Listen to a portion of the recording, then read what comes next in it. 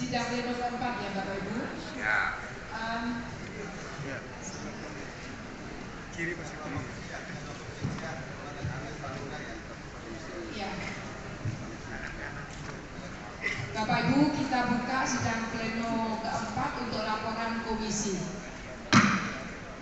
Silakan untuk Komisi 3 Keuangan untuk menyampaikan hasil sidang komisi. Silakan.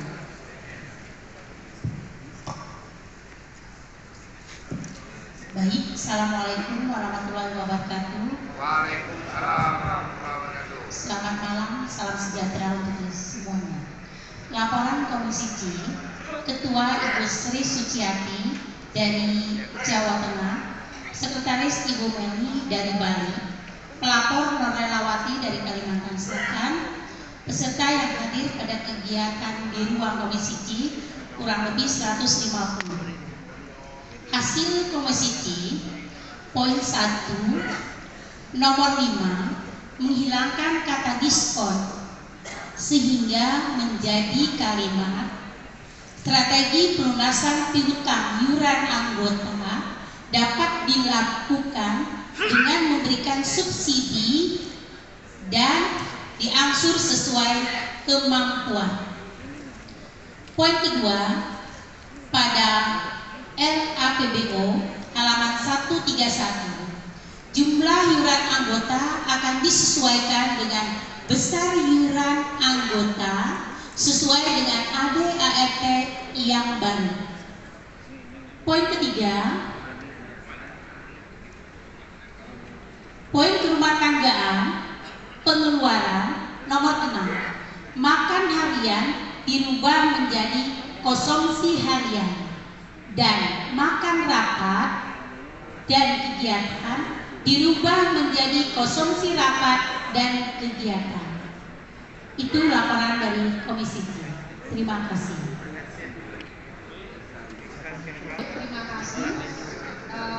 Demikian tadi yang disampaikan dari laporan Komisi 4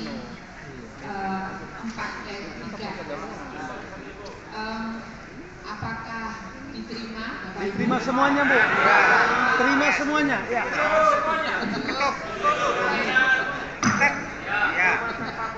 Dengan demikian maka Komisi 3 Lagi video laporkan ini kita mau tolak komisi. Ini Ibu. Terima kasih kepada Ibu Suci, Ibu Laila, dan Ibu Meli yang telah sekretarisnya Pak Eka. Silakan untuk menyampaikan hasil komisinya. Ada dua ya Bapak Ibu, program dan pernyataan. Ya.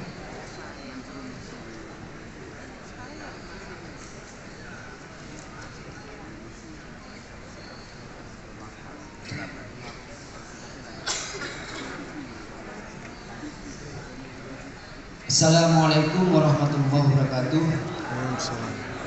Bapak Ibu yang kami hormati, Ibu Ketum Profesor Dr. Ulifa yang kami banggakan, Bapak PB pengurus PGRI serta teman-teman dari seluruh Indonesia yang sangat saya cintai. Pertama, kami sampaikan di Komisi 2 diskusinya, perdebatannya sangat luar biasa Bapak Ibu. Karena memang kita ini dua, program kerja dan pernyataan. Terutama ketika membahas pernyataan tadi. Hampir di setiap provinsi, setiap kabupaten di seluruh Indonesia menyampaikan usulan tentang pernyataan di kongres ini. Nanti secara detail Saudara Sekretaris akan membacakan di mana perubahan-perubahannya dan poin-poinnya. Namun yang jelas, yang paling banyak tadi dibicarakan itu adalah tentang P3K, teman-teman kita yang masih belum terangkat sebagai ASN, kemudian juga masalah PMM sampai ASN. Jadi dinamikanya tadi yang menarik untuk kita saksikan bersama. Alhamdulillah pendamping kami Bapak Profesor dan Profesor Eko, kemudian Bapak Sumardiansa, Bapak Dr. Jejen dan lain-lainnya mendampingi kami. Alhamdulillah kami terselamatkan dari kiosnya Komisi 2 Bapak Ibu. Alhamdulillah luar biasa Bu Ketum. Ternyata draft yang kita buat itu sudah sangat luar biasa. Namun hanya beberapa poin tadi yang masih perlu ada kajian-kajian. Baik Bapak Ibu, untuk selengkapnya biar sekretaris kami yang merupakan sekretaris, karena di Komisi 2 itu rata-rata tadi yang hadir sekretaris kabupaten, sekretaris dan wakil sekretaris. Ya, dipersilakan kepada saudaraku dari Cirebon, kepada beliau disilakan. Bismillahirrahmanirrahim. Assalamualaikum warahmatullahi wabarakatuh. Ibu Ketua Umum beserta jajaran yang kami hormati, Ibu dan Bapak, para peserta yang hadir pada kesempatan hari ini, izinkan kami untuk menyampaikan hasil dari sidang Komisi 2 yang tadi sudah disampaikan oleh Ketua Komisi 2. Luar biasa, sangat berdarah-darah. Karena tentu dari seluruh Indonesia ingin menyampaikan undang-undang dan masukannya di momen ini. Yang pertama yang ingin kami sampaikan adalah tentang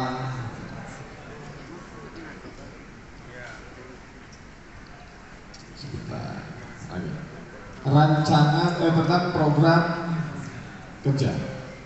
Nah, program kerja, rancangan program PGRI ini terutama yang disoroti adalah tentang, yang pertama adalah poin tentang kelemahan di halaman 115, yang mana tadi di Komisi 2 mendesak. Ini kelemahannya adalah penyelesaian permasalahan antara keluarga besar guru. Ini dimohon agar bisa diselesaikan secara kekeluargaan. Beberapa hal-hal yang terkait dengan permasalahan-permasalahan apakah sifatnya personal, sifatnya organisasi, mohon bisa diselesaikan dengan cara kekeluargaan dan persaudaraan. Itu. Kemudian yang berikutnya yang bilang Bapak, pada halaman 117 tentang program Dasakarsa atau mandat dari PGRI ini, yang banyak disoroti adalah tentang pengelolaan keanggotaan terutama dalam KTA digital. Peserta dari Komisi 2 mendesak agar penguatan sistem KTA digital PGRI ini bisa betul-betul dimaksimalkan, sehingga server KTA digital tidak lemot dan bisa dengan mudah dan cepat untuk diakses.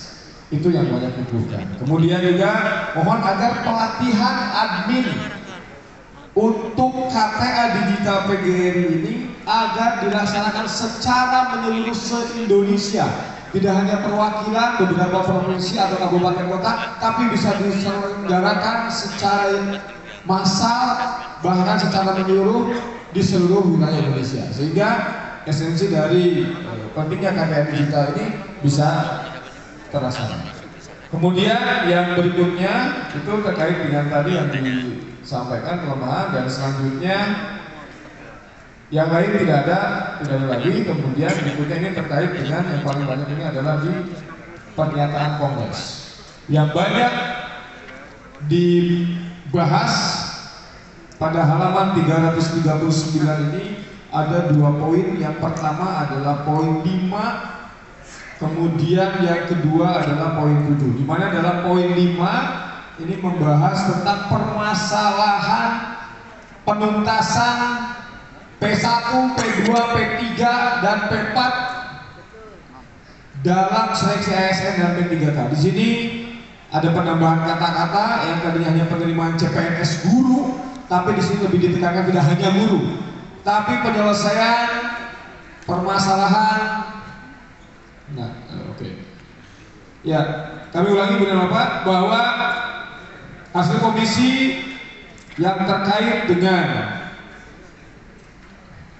Pada pernyataan Kongres ini penambahan poin 5 mendesak pemerintah menuntaskan P1, P2, P3, P4 dalam seleksi ASN P3K, mencabut moratorium dan pembukaan kembali formasi penerimaan CPNS guru dan tenaga kependidikan. Tidak hanya guru tapi tenaga pendidikan, serta menyelesaikan masalah non sertifikat pendidik di semua jenjang. Tidak hanya SD tapi dari mulai TK, PAUD, SD, SMP sampai dengan SMA, SMK dan jenjang yang lebih tinggi. Jadi mohon itu bisa diselesaikan. Kemudian juga pada poin 10 ini tentang guru penggerak juga dijadikan bahan kajian kami, bahwa persyaratan kepala sekolah dan pengawas sekolah yang berasal dari guru penggerak mohon bisa dipertimbangkan kembali. Guru penggerak tidak dijadikan sebagai syarat mutlak. Kalau hanya syarat poin tambahan, nilai tambahan oke. Tapi kalau syarat mutlak itu kami keberatan. Kemudian yang berikutnya Ibu dan Bapak, ini yang tidak kalah sengit juga. Ada di poin 7 tentang menyerukan kepada pemerintah agar segera membentuk Badan Guru Nasional setingkat kementerian dan Komisi Perlindungan Guru. Ini juga menjadi perdebatan sengit sampai akhirnya tadi kita simpulkan ini tetap ada dengan catatan dilakukan kajian yang lebih mendalam serta mendesak pemerintah untuk menyusun rancangan undang-undang perlindungan guru. Tidak hanya melalui peraturan pemerintah atau peraturan menteri, karena kita dihadapkan ketika ada permasalahan dihadapkannya dengan undang-undang perlindungan anak. Itu yang tadi menjadi bahan perdebatan kami juga. Kemudian selanjutnya mendesak pemerintah, kabupaten, kota, provinsi agar melakukan sistem rotasi dan mutasi guru sesuai dengan kajian yang logis. Itu beberapa masukan juga dari rekan-rekan tadi. Kemudian selanjutnya meminta kepada pemerintah untuk memberikan tunjangan khusus bagi pendidik dan tenaga kependidikan yang mengajar di daerah perbatasan. Ini juga tadi kami ada masukan dari rekan-rekan yang perbatasan. Kemudian mempercepat permasalahan pendidikan terkait dengan profesi guru bagi guru-guru yang belum bersertifikat, karena masih banyak guru-guru yang ASN juga yang sekolah negeri yang masih belum memiliki sertifikat pendidik, sehingga kenaikan pangkatnya pun terhambat. Nah, ini mohon untuk segera didorong. Kemudian juga Ibu dan Bapak, ini yang tidak kalah sengit juga terkait dengan PMM. Terkait dengan PMM, tadi di pasal 11, di poin 11 ini terjadi perdebatan yang sangat sengit, tapi akhirnya kita simpulkan bahwa seluruhnya berharap apa yang tertulis di sini tetap mendorong pemerintah mengurangi beban administrasi yang harus dilakukan guru, seperti mengisi aplikasi PMM. Ini guru harus fokus dalam mempersiapkan, melaksanakan dan mengevaluasi pembelajaran. Karena itu pemerintah harus memberikan waktu yang luang dan cukup bagi guru untuk berekspresi, meningkatkan kompetensi dan bercengkerama dengan keluarga dan masyarakat agar produktif, kreatif dan inovatif. Kemudian yang berikutnya adalah tentang halaman 126 poin D, ini tentang upah minimum. Juga meminta agar upah minimum tidak hanya upah minimum provinsi, karena yang berlaku kesejahteraan bagi guru TK, SD, SMP itu adalah ingin disamakan dengan upah minimum kabupaten kota. Jadi agar guru-guru honor yang ada di daerah itu bisa minimal setara penghasilannya dengan upah minimum kabupaten kota. Berikut juga rekan-rekan guru yang sudah bersertifikat pendidik yang ada di sekolah-sekolah swasta agar pemberian tunjangan profesinya disesuaikan dengan ASN melalui proses inflasi. Itu yang disampaikan. Kemudian mendesak kepada pemerintah agar membuat regulasi yang mengatur tentang pengangkatan dan penempatan P3K yang berasal dari sekolah swasta agar bisa ditempatkan di sekolah, tetap di sekolah tersebut. Sehingga ketika ditempatkan di sekolah negeri, menggeser posisi guru-guru negeri yang ada di situ yang masih honor. Itu mohon ini PB agar bisa mendesak hal itu. Kemudian juga mengembalikan kembali jam kerja guru berdasarkan Undang-Undang 14 2005, bukan 40 jam mengajar, tapi dikembalikan seperti semua. Kemudian juga ini yang terakhir dari kami di Komisi 2, dan ini mendapatkan apresiasi yang sangat tinggi dari seluruh di Komisi 2, yaitu kami memohon kepada PGRI, PGRI agar mendesak pemerintah untuk menjadikan PGRI sebagai satu-satunya organisasi profesi guru. Itu yang dapat kami sampaikan, Ibu Ketua, pimpinan sidang dan yang lainnya dari Komisi 2. Terima kasih, saya kembalikan lagi kepada Ketua Komisi. Terima kasih.